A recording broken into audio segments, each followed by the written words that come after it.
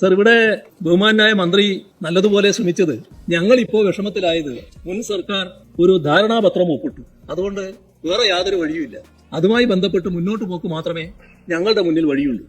ഇതാണ് അദ്ദേഹം പറയാൻ ശ്രമിച്ചത്. സർ, ഈ പറയുന്ന ധാരണാപത്രം 2025 ഒക്ടോബർ മാസം മുതൽ 8 മാസം പിന്നിട്ടിരിക്കുന്നു, ഒപ്പിട്ടിട്ട്. ഇതേവരെ നമ്മുടെ സംസ്ഥാനത്ത് ഈ പറയുന്ന പദ്ധതി നടപ്പായിട്ടില്ല. അതൊരു വസ്തുതയാണല്ലോ. ഇത് നടപ്പാക്കിയിട്ടില്ല എന്നത് കേന്ദ്ര സർക്കാരും സുപ്രീം കോടതിയിൽ വ്യക്തമാക്കിയ കാര്യമാണല്ലോ. കേരളത്തിലെ PMC നടപ്പാക്കപ്പെട്ടിരിക്കുന്നു എന്നല്ലാലോ പറഞ്ഞത്. നടപ്പാക്കിയിട്ടില്ല എന്ന് തന്നെയാണല്ലോ കേന്ദ്ര സർക്കാരും സുപ്രീം കോടതിയിൽ വ്യക്തമാക്കിയത്. സർ, ഇവിടെ 2026 മെയ് 8 കേന്ദ്ര വിദ്യാഭ്യാസ വകുപ്പ് സെക്രട്ടറി അയച്ച കത്ത് അദ്ദേഹം പരാമർശിക്കുകയുണ്ടായി. സർ, അതില് ഈ പദ്ധതി നടപ്പിലാക്കാൻ അടിയന്തര നടപടി സ്വീകരിക്കണമെന്നാണല്ലോ ആവശ്യപ്പെടുന്നത്. അതിന്റെ അഭ്യർത്ഥനയാണല്ലോ, ആ റിക്വസ്റ്റ് ആണല്ലോ അവർ മുന്നോട്ട് വെക്കുന്നത്. നടപ്പാക്കിയെങ്കിൽ അത്തരമൊരു കത്തയക്കേണ്ട കാര്യമുണ്ടോ? സർ, ഇവിടെ PMC പദ്ധതി ഇവിടെ നടപ്പിലാവണമെങ്കിൽ ഇപ്പോൾ അധികാരത്തിലുള്ള സർക്കാർ ബോധപൂർവമായ അതിനനുകൂലമായ തീരുമാനമെടുക്കണം. എങ്കിൽ മാത്രമേ PMC ഇവിടെ നടപ്പാക്കാൻ പറ്റൂ. ഇതാണ് സാഹചര്യം. അത്തരമൊരു തീരുമാനം നിങ്ങൾ സംസ്ഥാന സർക്കാർ രഹസ്യമായി എടുക്കാനുള്ള കരുക്കൾ നീക്കുന്നു എന്നുള്ളതാണ് ഇതിനകം വ്യക്തമാക്കിയിട്ടുള്ളത്. സർ, 2 കാര്യങ്ങളാണ് തീർത്തും വസ്തുതാവിരുദ്ധമായ രീതിയിൽ പ്രചരിപ്പിക്കാൻ നോക്കുന്നത്. ഒന്ന്, നേരത്തെ പറഞ്ഞ ധാരണാപത്രം, അത് മരവിപ്പിക്കാനാണ്.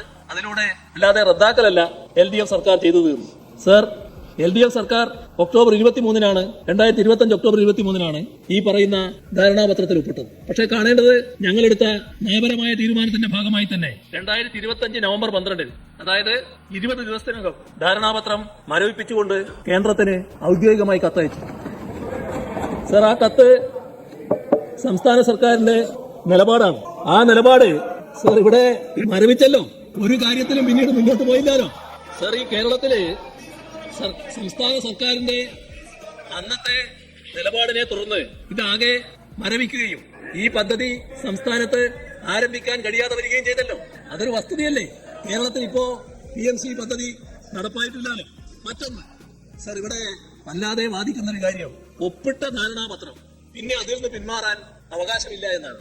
സർ, ധാരണാപത്രം ഒപ്പിട്ടു എന്നുള്ളത് കൊണ്ട് മാത്രം പദ്ധതി നടപ്പാകില്ല.